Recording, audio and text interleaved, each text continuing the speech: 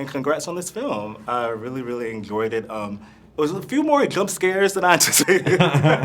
But Which ones got you? the opening scene, like that's a gnarly one. Yeah. I was expecting to see it eventually, but like we just like dive right in. Mm-hmm. Yeah, we call them popcorn wasters. You know what I'm saying? when you got that full No, there were definitely people surrounding, like grabbing each other. Like, so it was definitely like that. But this is yet another collaboration between you two. I wanted to know the fact that Fruitvale Station, based on a true story, Creed, an extension of a franchise. Black Panther, Marvel Comics. Yeah. How do you think this story being an original concept and this idea kind of added a new layer to this partnership that you all have had for over the course of these few years? I think more the freedom to not have to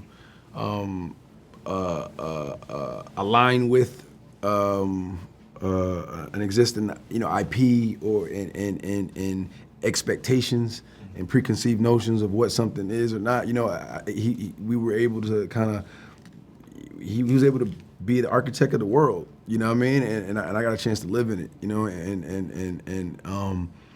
so I think, there was something freeing in that, that the rules were being made by him. And you didn't have to think about any of the other extra baggage and things that came along with, I guess, maybe some of those other ones. Nothing wrong with that, but just in general, this one was a little bit more freeing. I think there's a version of this film that I think that could exist where we don't touch on the cultural elements, we don't touch on the blues. It's just like a straight genre thriller. But I think this enhances it so much more through the music, through like even the mysticism with Wunmi's character. Someone who has a lot of Gullah Geechee relatives, like that sort of thing is very, awesome. very interesting. You got South Carolina or South Carolina, Beaufort, South Carolina, that's what's up. St. Helena Island, South Carolina. Yeah. So 100%. Yeah. So I think that this enhances it so much. So why was it so important that this has this cultural layer in this film? I mean, that's what it was about. I'm from Oakland, California, and I don't split poles. I don't let people sweep my feet with a broom.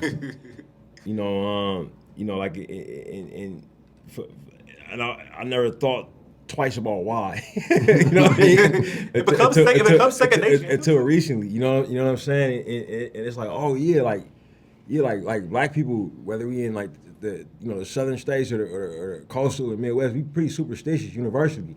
You know what I'm saying? Like, why is that? You feel me? We all come from, we all come from the South. We all come from the continent. We carry these traditions, these practices, and these spiritual elements. For me, I listen to blues music for one reason and one reason only, man. It's to remember my uncle James Edmonds, who passed away in 2015.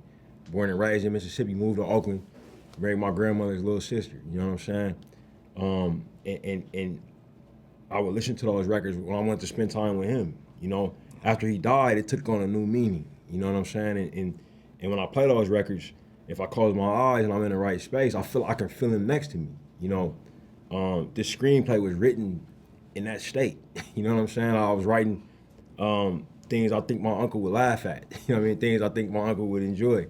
And I took that, through the whole entire process with me. You know what I'm saying?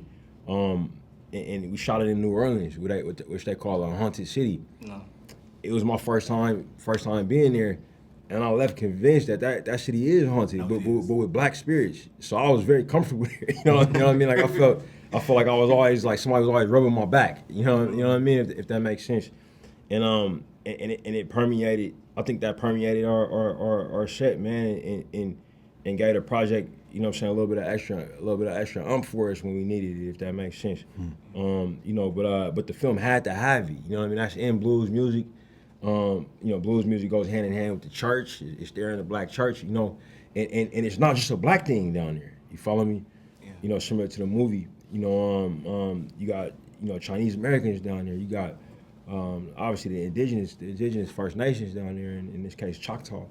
You got Irish people down there. You know what I mean? Like it's all steeping in the same, in the same that gumbo. Yeah. Yeah. A lot of people know you from another iconic, piece set within the Jim Crow time with Lovecraft Country. So what was it like to be back in that sort of space with sinners, and maybe even some commonalities between prior roles have been set during that time for you? Playing Ruby threw up a lot of questions for me, and it was very some very difficult answers had to be addressed. And with Annie, I felt kind of like it felt kind of therapeutic for me, in a way, because she had this wisdom, this hoodoo traditional practice that was so rooted in the motherland, and learning about that felt so enlightening and profound to me. So I mean, I think I learned about myself in very different ways with both these characters, but I can't. They feel so different. I don't even feel like it's possible to compare, even though they're in the same kind of world. Such different experiences, such different lessons.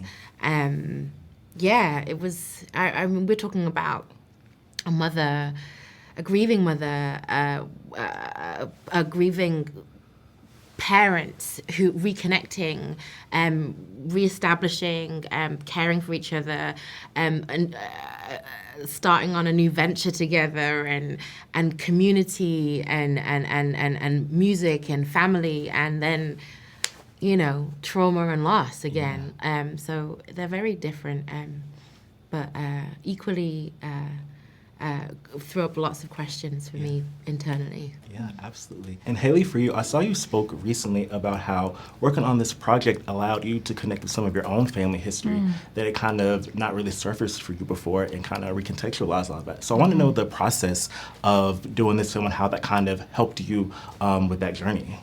Similar to Wunmi's in the sense of it sparked a lot of questions for me.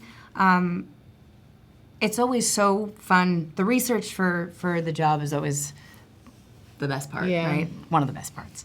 And a lot of times you're learning about something that you may know a little about or nothing about, and you make discoveries about yourself through those things. But it's not about you, right? It's about something that you're learning, something else.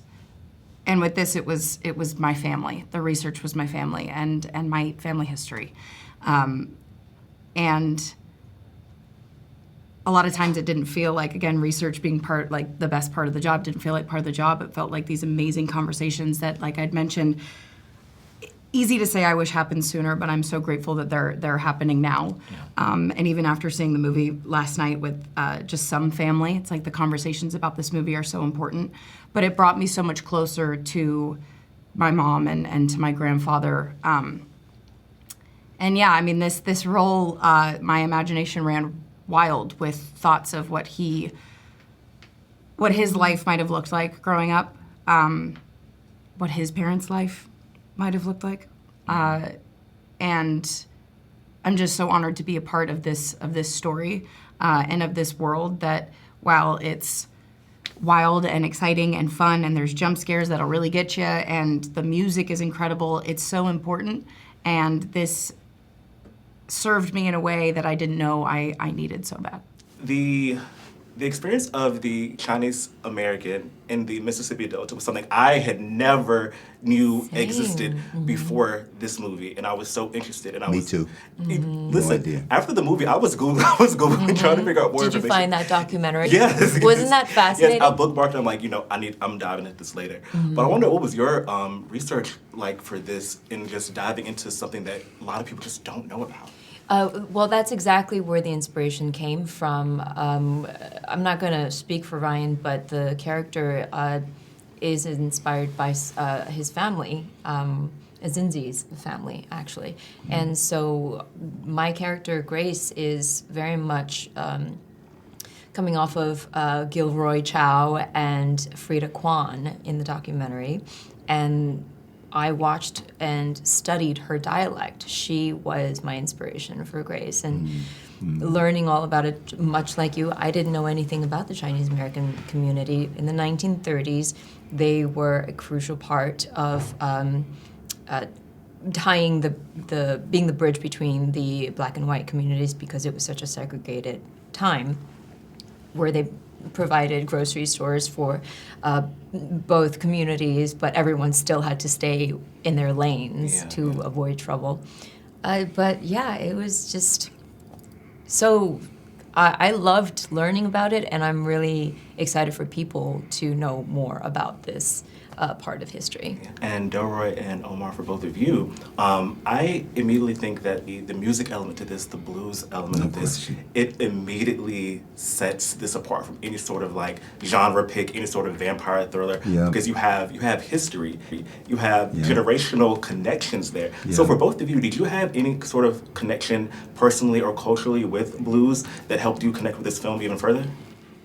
I did in that I play a sharecropper, and my grandfather was a sharecropper in Mississippi. And his son, which was my father, was a blues junkie. So I grew up listening to the blues almost religiously.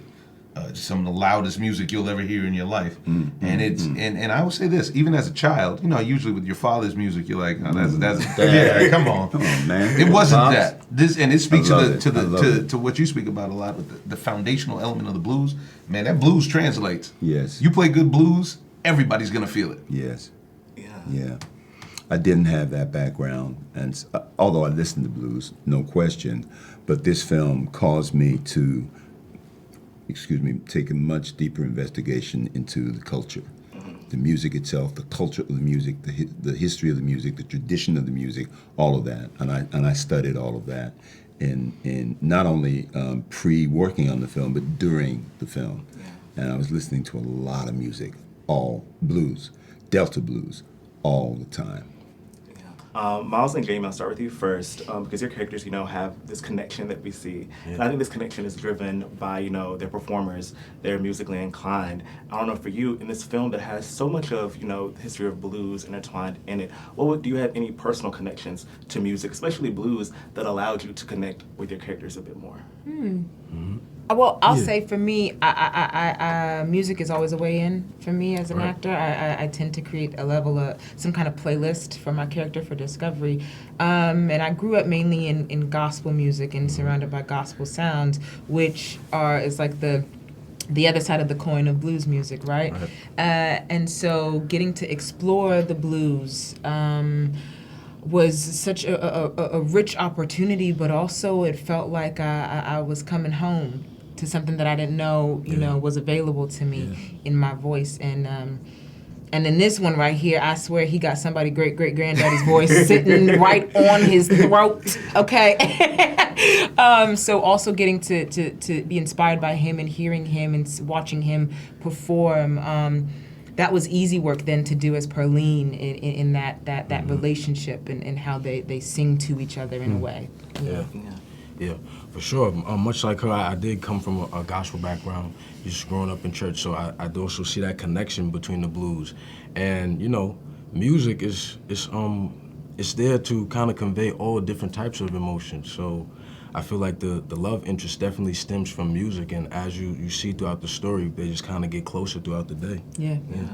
I will say in the first, I think it was a scene when you're in the car with one of the twins, and you start singing, I'm like, wow, I was not expecting that voice. Yeah. It was so shocking in like the best way. And speaking of music, Jack, for you, so your character is supposed to be terrifying, I think, but at the same time, I think because at the same time, like, the singing and like the choreography mixed with that too, I was like into it. I was like, if I was back during this time period, I was being like charmed by a vampire, would I fall for it as well? So what was it like, kind of like blending the line between like, that nature of the character, but also kind of like this like entertaining aspect, showman aspect of it too? Yeah. I guess, would I want to be in Remic's gang, me personally? Yeah, probably, to be fair. Yeah. A lot of selling points. I think what's great, it's always a treat when you feel like the role is multi-dimensional and not just one definite thing, and no room for manoeuvre there, nuanced. And I think for Remic to succeed at what he does, he's got to be convincing. He's got to be able to operate in plain sight, and that's that's this film's particular take on the folklore of vampireness. Yeah. It was a real treat, and it was an amazing creation by Ryan Coogler, and just feel very fortunate that I got to portray it. And Miles, you had like so much praise bestowed upon you from Ryan to Michael, just declaring you as like such a discovery made with this film. How does it feel to have been like, you know, deemed that person right now, especially by so many prolific people in the industry? Yeah, I mean, I feel honored to be able to work with them and just to kind of learn from them every day. You know, I grew up seeing their films, so to actually have the opportunity to work with them up close and to kind of see the process and also apply certain things that they've taught me to my own skill set, it was really great.